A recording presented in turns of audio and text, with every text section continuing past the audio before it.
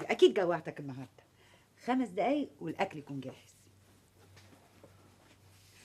بس انا مبسوطه قوي النهارده يا سامي. خلاص يا حبيبي، جت الموافقه على الهجره.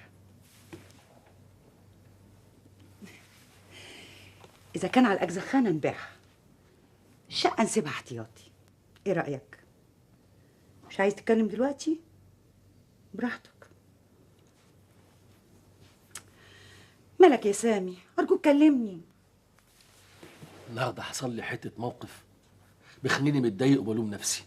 خير يا حبيبي؟ سلامتك الف سلامه. ارجوك احكي لي. محسن شلقامي صاحبك العطار ده انسان مهذب ومحترم جدا. عمل لك ايه؟ ورطني حته ورطه مع مراته. مش عارف ازاي بقى هشيل اثرها من جواها ومن عندي انا كمان. يا بامبي انت ليه مش عايزه تفهميني؟ ما تهدي كده وتفهمي الكلام اللي انا عايز اقوله. لا وايه وطبختها في دقيقة واحدة انت وصاحبك بتاع الاجزخانة المتعلم. لولا ان ربنا بيحبني وكشفتكوا كنت هفضل على عماية مع راجل مستصغر نفسه وعمال يتنطط مع الستات في العربيات. الله الله الله الله، ما تعالي كده وتختاري الفاظك كويس. يا اخويا كفاياك مواعظ بقى، ما انت اتكشفت واللي كان خلاص خلاص ما عادش لايق عليك تمثيلية الراجل الموزون. يا ستي افهميني افهميني وسيبيني اوضح لك. اتفضل وضح لي انا سامعاك. بصراحه يعني وهو انا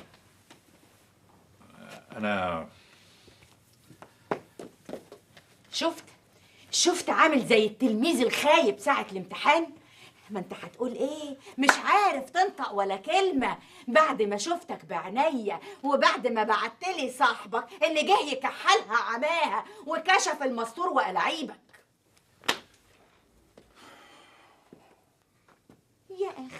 يا اخي حس على دمك، بص لولادك الغلابه المساكين دول. انت ايه شعورك واحساسك ماتوا خلاص؟ قلبك بقى كله ايه؟ والله العظيم انا ما عندي عز من ولادي. انا كل اللي بعمله ده علشانهم، عايز الاقي لهم حل. حل ايه يا ابو حل؟ خش في عب خش. الحل ده هيجي منين؟ من السنيوره اللي كانت بتتصرمح معاك في العربيه؟ تقدر تقول لي تطلع مين الهانم دي؟ شوف بقى يا سي محسن، من النهارده البيت ده ما يسعنيش انا وانت.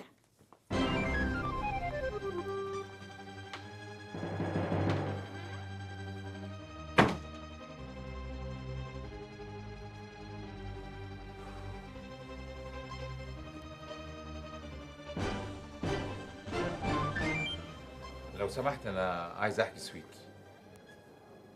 كبير صغير مش مهم، المهم يكون في غرفة استقبال. طيب انا هتصل بيك تاني كمان شوية. متشكر اوي.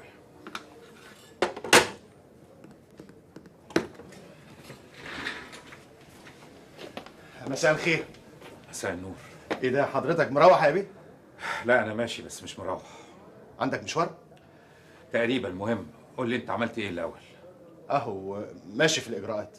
يعني لا خلصت حاجة ولا سجلت يا مقبل؟ انا كنت عايز اشرح لحضرتك. تشرح لي ايه بس يا مقبل؟ هتسجلهم امتى؟ لما الولاد يطلع لهم شنب؟ عموما انا مقدر انفعالك علشان ظروفك. لو كنت مقدر انفعالي مظبوط كان زمانك سجلت الاولاد. ما انا مش عايز ازود همومك يا ابيه. انت كده بتضاعف همومي يا مقبل. بصراحه انا مش عايز اطلب منك مصاريف، وانا اليومين دول مزنوق شويه والمكتب ما فيهوش قضايا والسوق نايم. يعني عاوز كام؟ يعني في حدود 10,000 جنيه.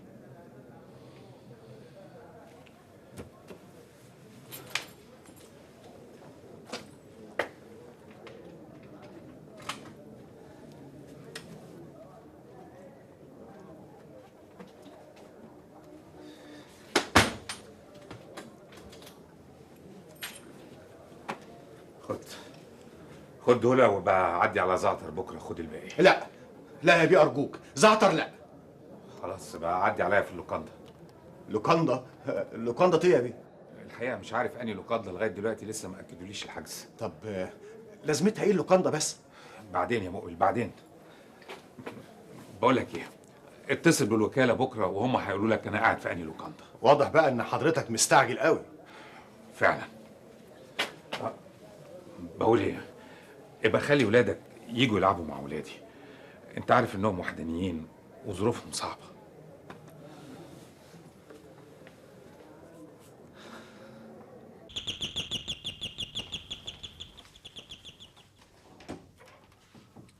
مساء الخير. اهلا يا استاذ محسن. خير يا سيدي، جاي تورطني معاك في ايه تاني؟ اتفضل يا استاذ محسن.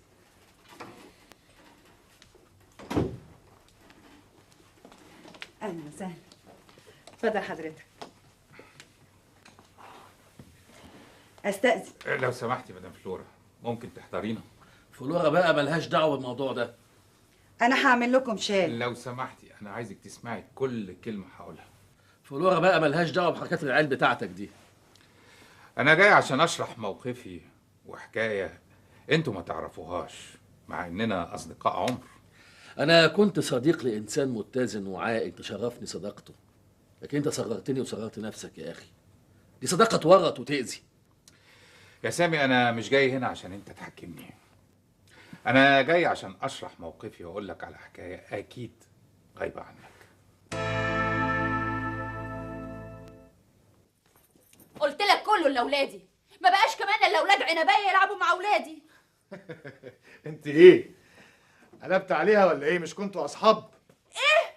انا اصاحب دي؟ ولا عمرنا كنا اصحاب، دي ست بلدي واكيد تربيتها بيئه. ايه يا استاذ ما بتردش ليه؟ احنا مش اتفقنا نتعامل بهدوء شويه مع عنبايه؟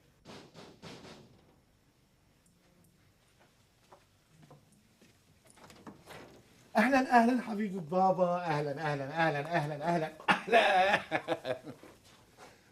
ايه يا حبيبتي؟ عايزاني اجي انام معاكي؟ حاضر عينيا. انت برضه مصره تخلي ولادي ما يروحوش يلعبوا مع ولاد عمهم؟ انت ناسي ان ولاد عمهم دول اولاد مش طبيعيين، مش عاديين. انت عايز تعقد ولادي ولا ايه؟ وادي يا سيدي حكايتي والاحداث اللي مرت بيا. انا اسف يا محسن، انا فعلا فهمتك غلط. على كل حال في موضوع كده عايز اكلمك فيه، يخصك وبالتالي يهمني. موضوع ايه يا محسن؟ خير. زميلك اللي كان بيشتغل معاك اللي اسمه معتز، ماله ده كمان؟ عاوز العمال اللي انت فصلتهم يرفعوا عليك قضيه. يا محسن دول سرقوا مخزن الاجزخانه. تعال يا ابني خش، تعال خش يا ابني. حط الحاجه عندك، حط الحاجه عندك بالراحه. الله يكرمك، بالراحه بالراحه. انت عارف الوقيه بالشيء الفلاني، واد ما بيفهمش هيبوظ لنا الدنيا.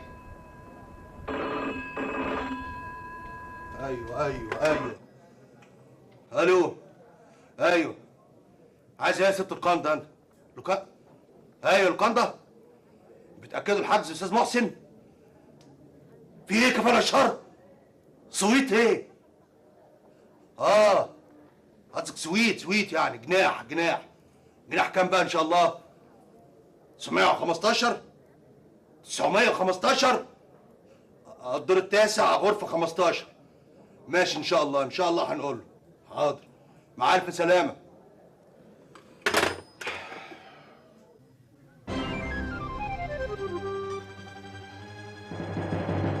ايه ده؟ اكيد نسيهم وهو طلع الفلوس من الخزنه. زعتر، لا لا لا لا. وبعدين عيب، انت هترجع تاني؟ فوق يالا.